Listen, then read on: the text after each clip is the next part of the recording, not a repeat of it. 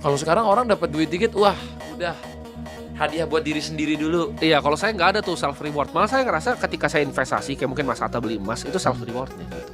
Karena itu bayar diri saya buat di masa depan. Oke.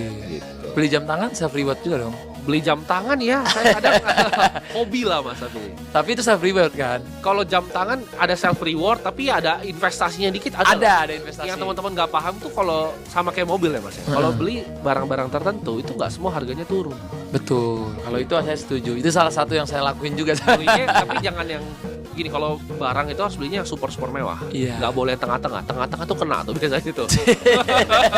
Harganya turun Mas. Iya. Kalau misalnya kayak beli Ferrari nih misalnya California gitu, turun itu harganya. Cuman kalau belinya Ferrari misalnya LaFerrari begitu kan, itu masih naik. Di atas 488 juga masih naik kan? 488 Pista naik. Pista naik. 458 juga masih naik loh, dari 4 ke 5. 458 ini naik. Masih naik. Masih naik. Tapi emang California susah naiknya. Susah. Kalau Oke. entry level tuh susah naiknya. Jualnya gampang, tapi naiknya susah. Gitu. Tapi Avanza Mas juga nggak naik nggak turun, dia bagus juga tuh Mas. Itu karena Avanza. sebenarnya jumlah mobilnya waktu kan banyak sekali kan. Avanza itu keluar.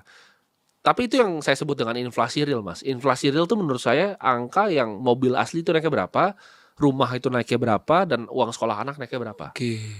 Nah itu memang bukti bahwa 300 juta zaman sekarang itu beda sama 300 juta 5 tahun lalu. Setuju. Jadi rupiah tuh tergerus tuh lumayan jauh menurut saya 10-15% per tahun. 10 Sampai 15%. inflasinya. Menurut saya realnya segitu. Mungkin Mas Atta juga ngerasa kalau mungkin biaya tanah ya Iya kan? betul. Rumah, Pajaknya. iya 10-15% lah kira-kira.